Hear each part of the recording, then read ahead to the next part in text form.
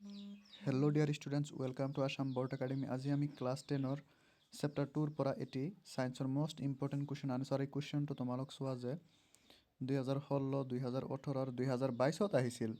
আমাক কুৱেশ্যনটি দিয়া আছে যে এটা দ্ৰৱই ৰঙা লিটমাছ নীলা কৰিছে, ইয়াত pH হ'ব পাৰে। আমি জানো যে pH স্কেলটো তোমালোকে চোৱা 0-ৰ পৰা 14লৈকে থাকে।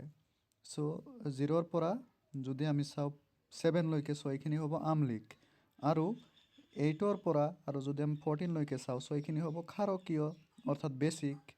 চ' আমি জানো যে ৰঙা লিটমাছ নীলা কৰিবলৈ হ'লে আমাক ক্ষাৰকৰ প্ৰয়োজন। চ' যদি ক্ষাৰক হয় তেনেহ'লে 8-ৰ পৰা 14লৈকে হ'ব এইখিনি ক্ষাৰক। চ' ইয়াতে 8-ৰ পৰা 14 অপশ্যন কোনটোত দিয়া আছে? চ' অপশ্যন ডিত দিয়া আছে। So' option D is the right answer, কাৰণ ক্ষাৰকে অৰ্থাৎ বেছে কি কৰে? ৰঙা লিটমাছ নীলা কৰে। চ' D is the correct option. Thank you.